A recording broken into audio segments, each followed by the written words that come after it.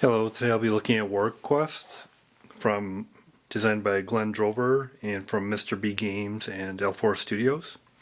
As always, subscriptions are appreciated as I build up these review and plays.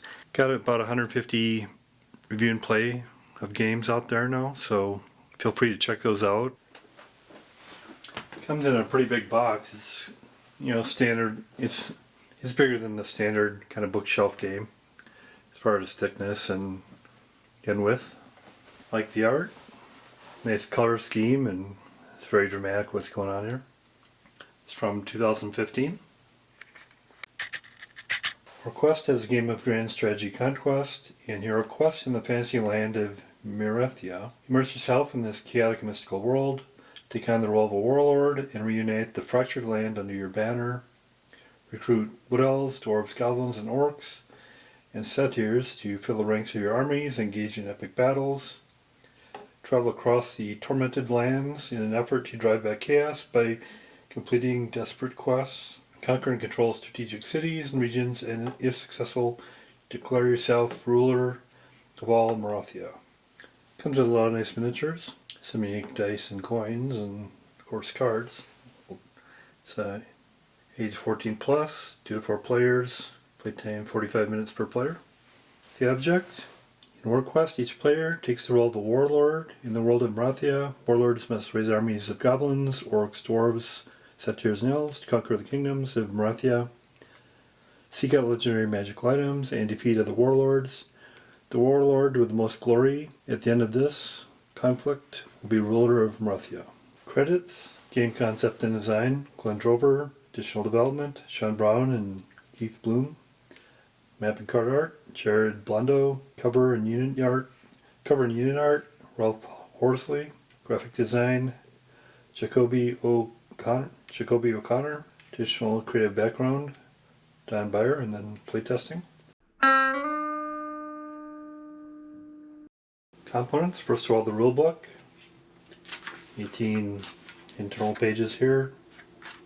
Table of contents, introduction. Seems to be a lot of good examples.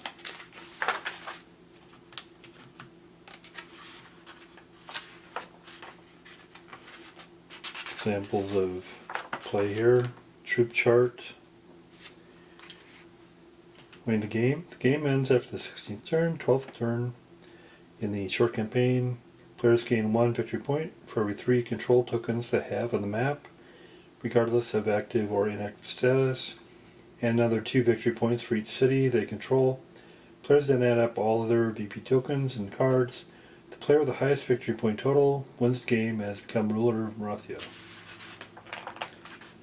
Talks about the special troops and race powers. You have the warlord and lieutenant, the leader, dwarffoot and crossbowman with a shield, elffoot, untrained archer, orcfoot, rage, satyr foot and archers with ambush, goblin foot and archers, pursuit. Quick reference on the back.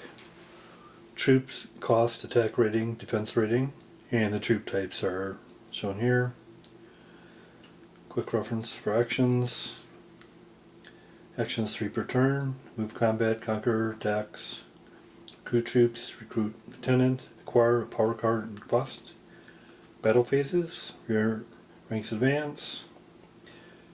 1 mirror ranks attack. Range attacks simultaneous. Reinforce, both ranks. 3 front ranks attack. Reinforce, rally, and then retreat or continue. Got 10 combat dice. One side is a hit. The other side is a flee. All the other sides, the other 4 sides, are blank. They all seem to be the same. Then you have plastic coins. It's kind of nice to have these instead of just card tokens. You have denominations of 1s and 5s. I'm not sure which is the 1s and 5s. I'm assuming the small ones are the 1s and the gold are the 5s. There's a total of 80 coins. Total of 8 of these battle boards. They're 2-sided. Seems like both sides are the same. Pretty self-explanatory. You put characters in different areas here. You have your front rank and rear rank, for instance, reserves and fleet. And you put your characters on the board and configure them during battle. It says there should be 4 of each of these colors of these plastic rings, but I only see 3 of each of the colors. So we got a total of 15. They said there should be 20, but I only see 15. There's 97 detailed miniatures. In my opinion, they're very nice. It's quite a bunch of them. Here's unique figures, and they're very well done. I do wish they had some images in the book to clearly tell you which is which, though. There's some judgment involved. But I'm assuming these are the goblins. That'd be the goblin foot soldier, goblin archers, dwarf crossbowman, wood elf foot soldier, wood elf archer, orc archers, orc foot soldiers, satyr foot soldiers, and satyr archers. And then you have the warlord and lieutenant. I'm not sure which is which. I'm assuming the biggest one is the warlord, and this is the lieutenant. There's a lot of tokens. Here's unique tokens. There's the 5 different colors of controlled tokens, and one side is normal, and the other looks like it's a little bit muddied. We'll figure out what that means. 120 total of those, 24 in each color. These are victory point markers. These are hit markers. And on some of these, the flip side, you have this symbol, which I'm not sure what that means. There's 4 different card decks. You have the quest card, conquest card, power card, and event card. There's 30 quest cards, 40 conquest cards, 30 event cards, and 50 power cards. Got an example of each of the cards here. For the conquest, these are the victory points you achieve if you achieve what you're conquering here. In this case, turn this card over as soon as you own 6 regions simultaneously, 10 victory points. Then you have a power card, which has the usage cost and the acquisition cost. Here's the spell of Fire Axe. Owner's Dwarf Foot gets +1 attack dice in combat.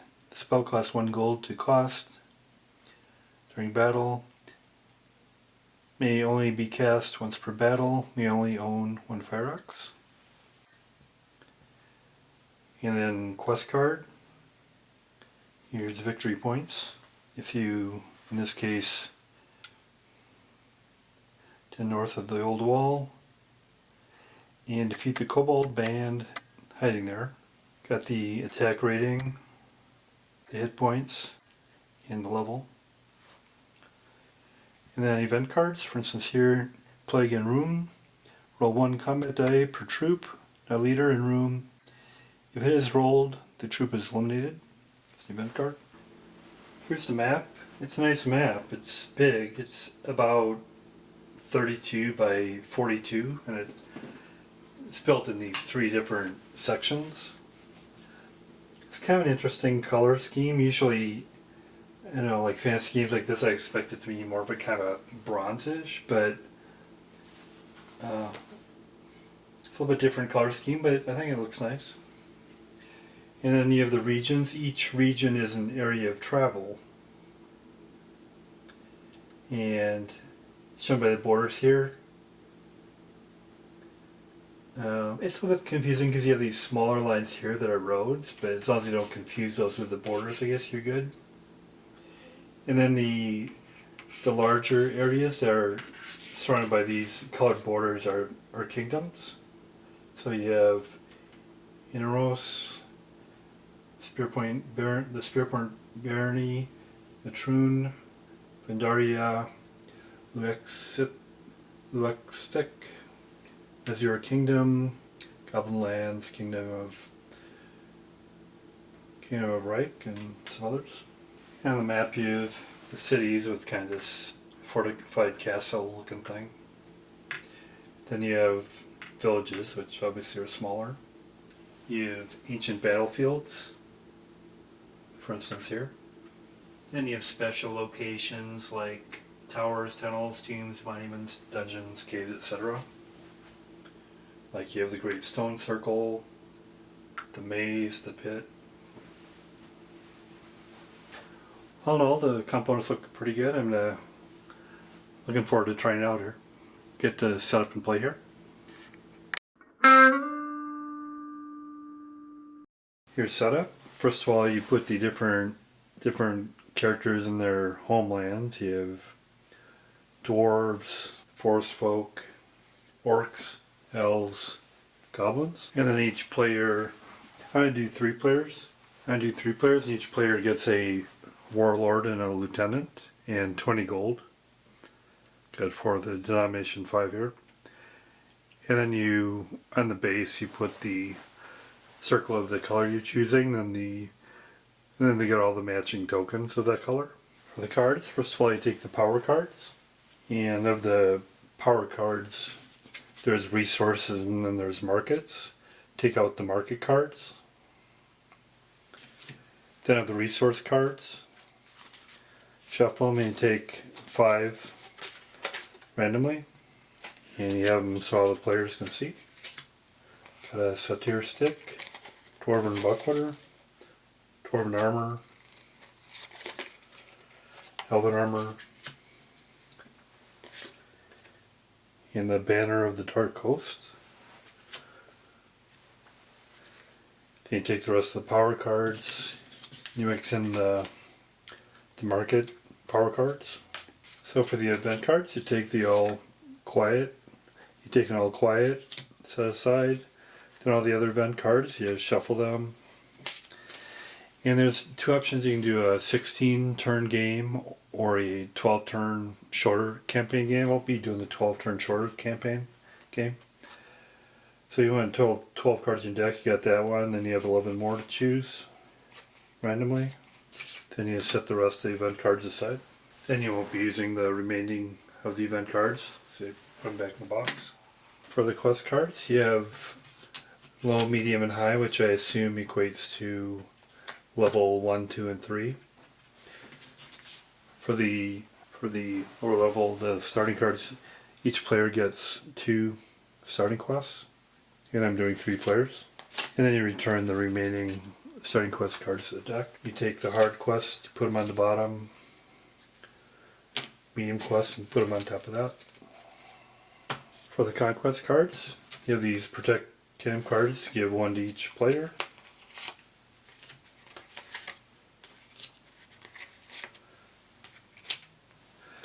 And put the rest back in the box. Each player gets a Glorious Victory conquest card.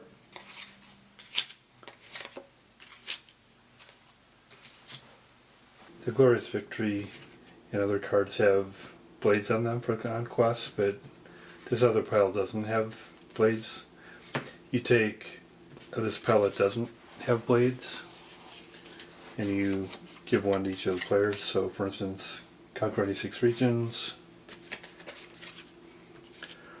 reunite Anhydros, reunite Vandaria. And then you take all these cards and then you mix them together. Then each player chooses a starting city and places their forces there.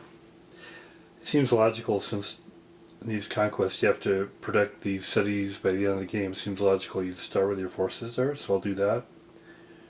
Protect Bergdahl. So Bergdahl is over here.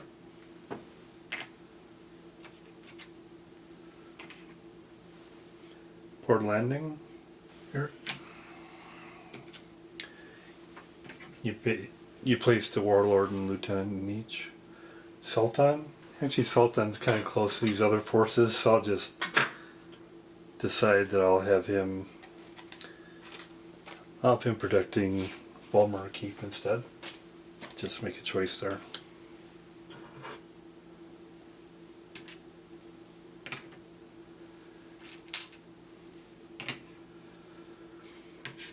Yeah, I'll keep a token by the card so I know what color the forces go with. And then they each buy an army, and they have 20 gold.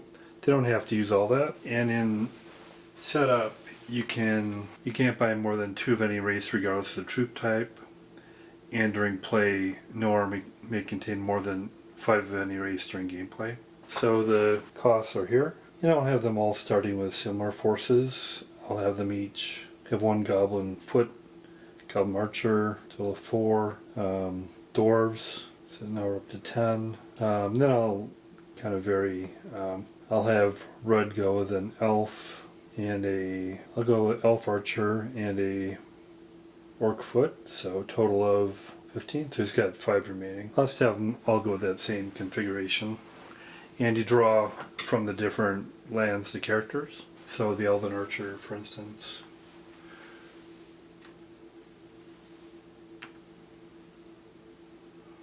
Orc foot.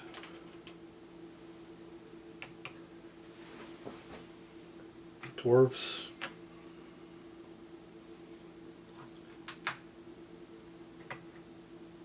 Goblins, archers and foot. And I'll have them all that same combination. In each of the territories you also put a control token. It's getting kind of crowded in there with a number of forces. And you randomly place the forces as far as turn order and then get into play. And you can start in any of the cities except you can't start in Andar. And you don't have to put all your forces in the region. It gets kind of cluttered, so you don't have to have your forces in there. But I do just start over. Get into play here. So the game goes either 12 or 16 turns. I'll be doing the 12 turn game. And you do actions. Each player takes a turn during a season. A season is a full turn of all the players. And they go in order. And each player does 3 actions. And the action choices are move in combat, conquer attacks, recruit troops, recruit lieutenant, acquire power card, or quest. And then after each player has done their 3 actions, you go to the end of the season, and at the end of the season you draw and resolve an event card. Then here it talks about the battle phases. We'll have blue go first, and they'll do move and then combat if there's combat. You can go 3 spaces. And it's a little bit confusing because you have these space markers here, and then you also have roads, which I think it'd be more straightforward if they just didn't have the roads because they don't serve any function. So we'll do a move.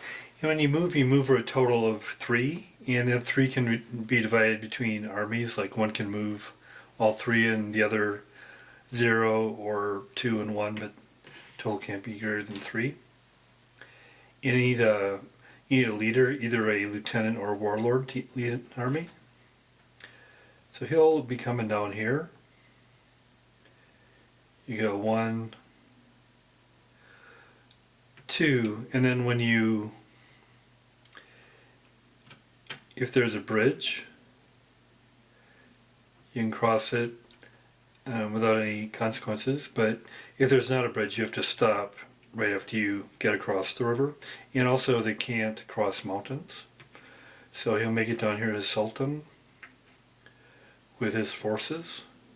And these other forces will just stay up here for now with the warlord.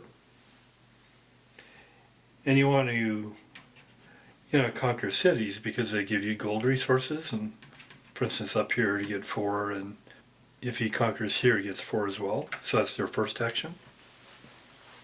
And there's no combat. If there was combat they would perform it then. For his second action he'll do a conquer action, which means placing a control token here. If there was an opposing army he'd have to battle the army before he could place a control token. Then for his third action he'll do attacks, and attacks you gain the number of gold from an area that you've conquered and control.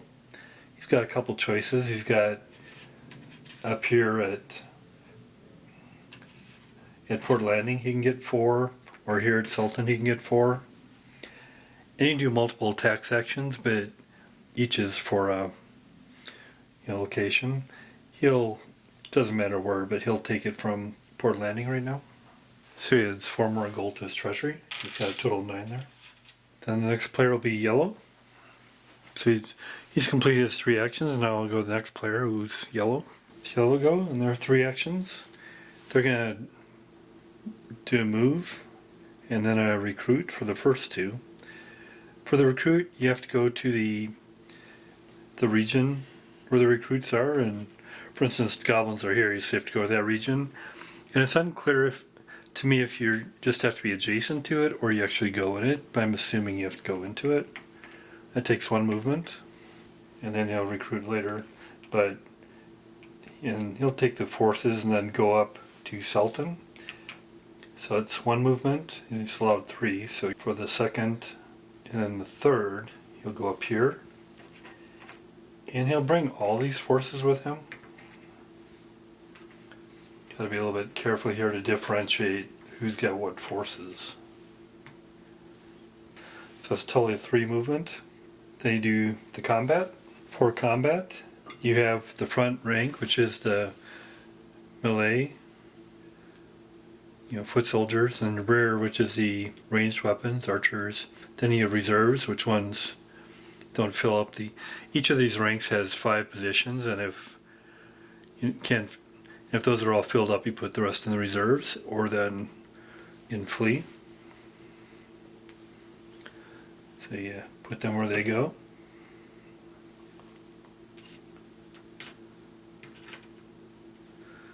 Blue has several archers. Actually, has some great planning. I should have had a melee come with them, and just because of my first turn, I'm going to say this melee came with him instead of that archer. Because if you don't have a melee, the other forces overrun them. And the yellow forces,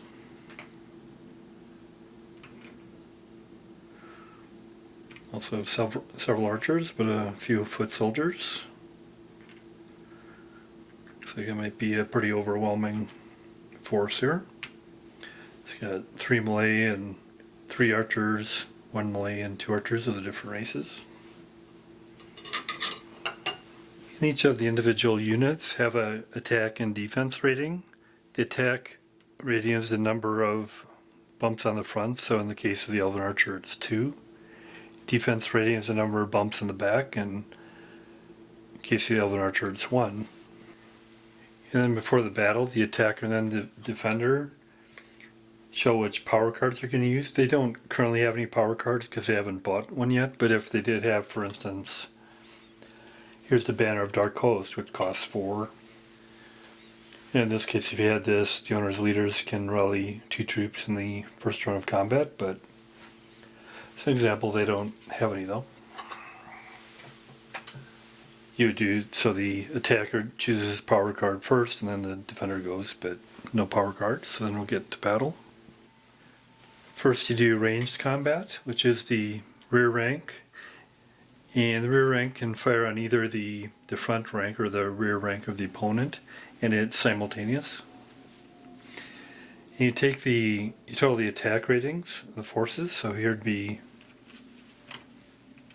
1, 2, 3, 4, and you roll that number of dice.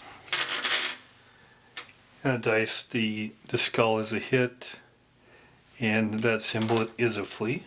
They'll fire at the front rank, because once they destroy the front rank, then the opposing forces have to flee. Got 3 hits. Even if they had 1, they would have been successful. But they do 1 hit, 1 hit, 1 hit.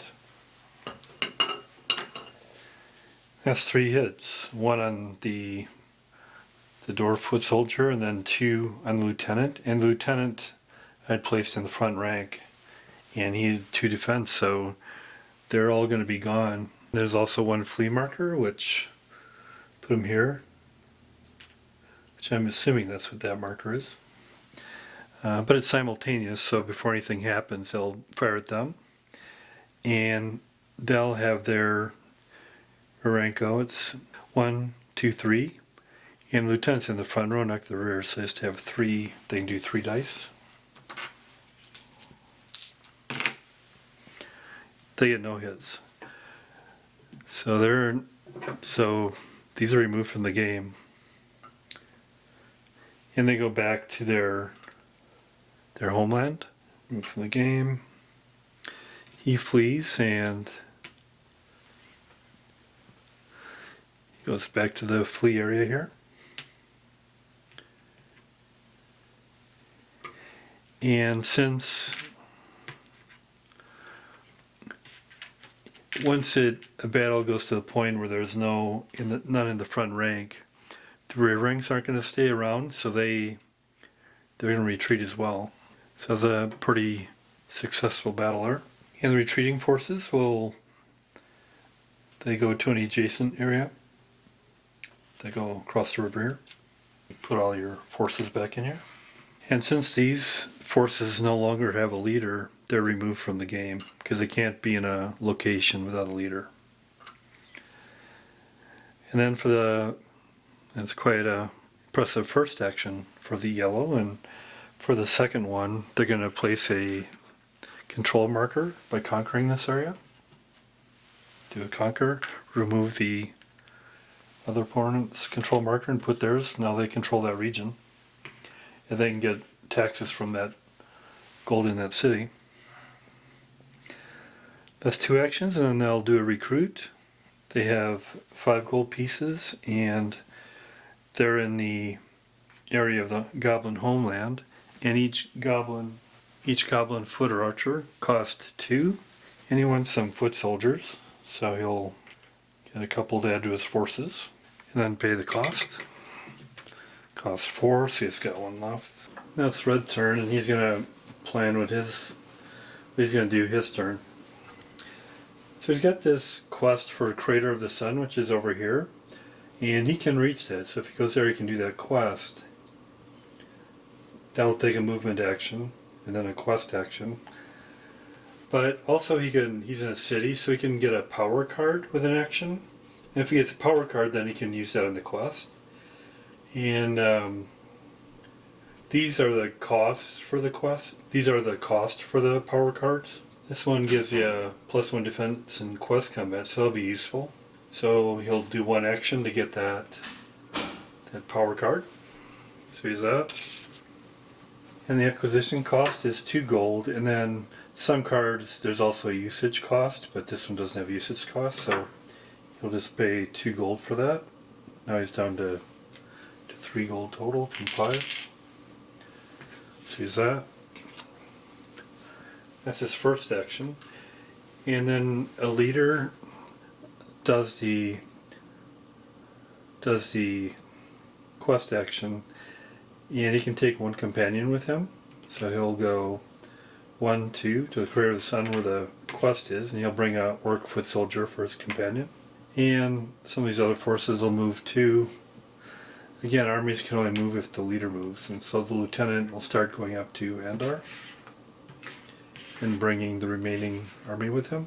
So that's 2 actions, getting the power card and then movement. And there's no combat, since there's no opposing forces. Now we do the quest action, which is Crater of the Sun. And when you purchase a power card, you replenish the power cards you can buy. Then to the quest, there's the Crater of the Sun. You get 5 victory points if you complete it.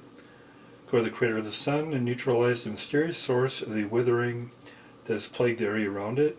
It's got a 3 attack rating, 1 hit point, it's a level 1. And for the combat, the Warlord has an attack rating and hit points or defense rating of 2. And the Orc foot soldier has attack rating of 2 and a defense of 1. And because of the power card of Dwarven Armor, the leader gets a +1 defense in quest combat, which means the same as +1 hit points. So first of all, we have 1, 2, 3, 4 dice to roll for the leader and his companion. 1 skull does 1 hit point, and if they didn't, turns out they're victorious here because it only had 1 hit point. If they won additional rounds, for each additional round, the monster's defeated. But if it hadn't been defeated, it would do its turn where it would roll 3 die, but it's defeated. And then also, if it went subsequent rounds, each round, the attacker and defender would add 1 attack die. And you go until either the monster's defeated, the leader's defeated, the leader retreats or 5 rounds have been completed. And if that happens, the quest isn't successful. But successful, so he gets 5 victory points. Gets his 5 victory points. And that's 1 round. Here's a little bit more about battle. So the sequence is rear ranks, attack, reinforce both ranks if you have 7 reserves. Front ranks, attack, reinforce both ranks, rally, retreat or continue. And reinforce is basically if you lose items in a rank, you can move them up from the reserves to the front line or rear rank if they're ranged weapons. And rally is when the leader can take 1 unit from the flee area and move it up to the reserves. And leaders don't have to be in combat, they can just be in reserves and they're not required to go into combat. And you do the battle in turns until it's resolved, one side being defeated or fleeing. And the game continues until you complete the 12th or 16th turn, and depending on how long of a game you're doing. Players gain 1 VP for every 3 control tokens they have on the map, whether active or inactive. Another 2 VP for every city they control. Then you add up all the other VP tokens from quests, for instance, and cards. Player with the highest VP total wins the game and has become the ruler of Marathia. So that's my look at WarQuest from Mr. B Games, L4 Studios, and designed by Glenn Drover. I enjoyed it. I wouldn't put it on the top list of my games. You know, a little bit spoiled by kind of the early Fantasy Flight games like, you know, World of Warcraft and Horus Heresy are above this, you know, based on quality of components and depth of gameplay. But I found it an enjoyable game. The rules are a little bit light and a little bit unclear in some cases, but I mean, miniatures are good. I mean, I wish the bases were. It's a little bit simplistic how they do the kind of the attack and defense ratings. I wish it just seems like that's a little bit simplistic. Wish the base was like maybe a little bit more formed to give it a little more detailed feel to it. But the miniatures themselves are fine as far as the figures. You have coins, you have quests, power cards. The map itself is okay. I'm glad. I mean, it's kind of neat how you have the different regions. You have to go to the different, you know, regions to get types of fighters to join your campaigns. So I'll give it a 6 out of 10. Thanks for your time.